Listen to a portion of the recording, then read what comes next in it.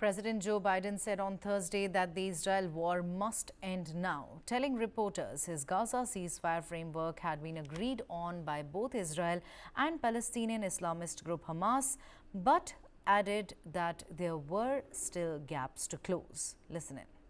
For months, the United States has been working to secure a ceasefire in Gaza, to bring the hostages home, to create a path for peace and stability in the Middle East.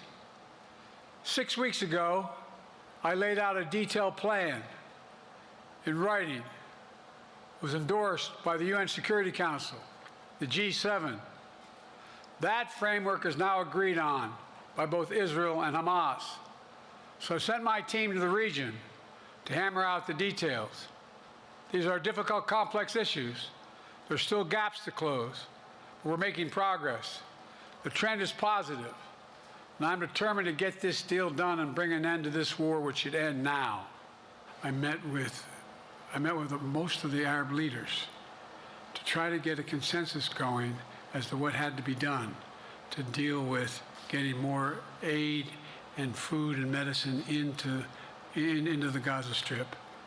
And we pushed it really hard. And Israel occasionally was less than cooperative. I know Israel well, and I support Israel.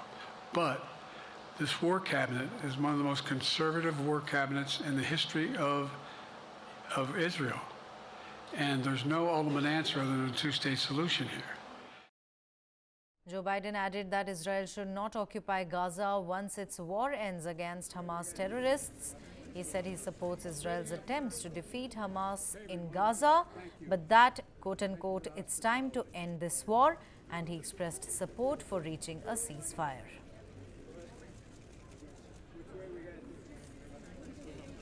Straight ahead, sir. Hey, everyone. Thank you. Thank you for the hospitality.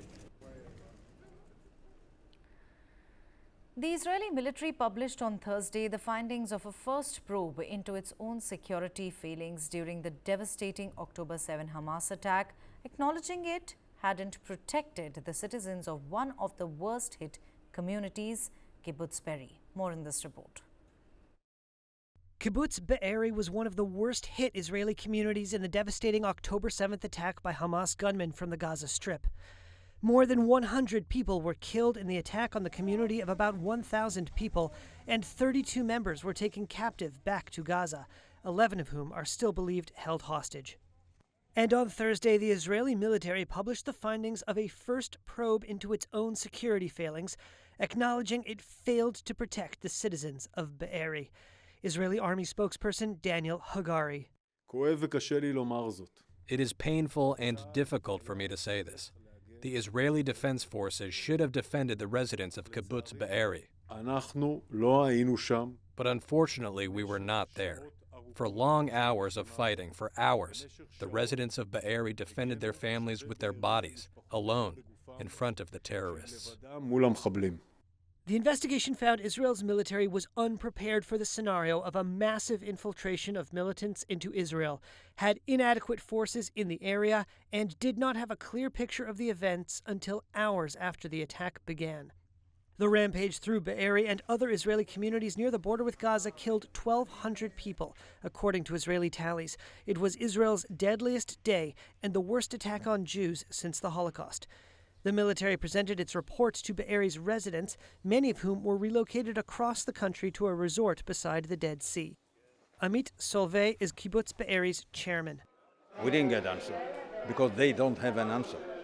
They did an investigation, and the conclusion of this investigation, this is what's supposed to calm me down in the future. But we didn't get the answer why the army didn't come in a minute. Israeli Defense Minister Yoav Gallant on Thursday called for a state inquiry into the security failings of the October 7th attack. He said the probe should investigate Gallant himself and Prime Minister Benjamin Netanyahu. Gallant spoke at a military graduation ceremony with Netanyahu present. Netanyahu has dismissed past calls to form a state inquiry.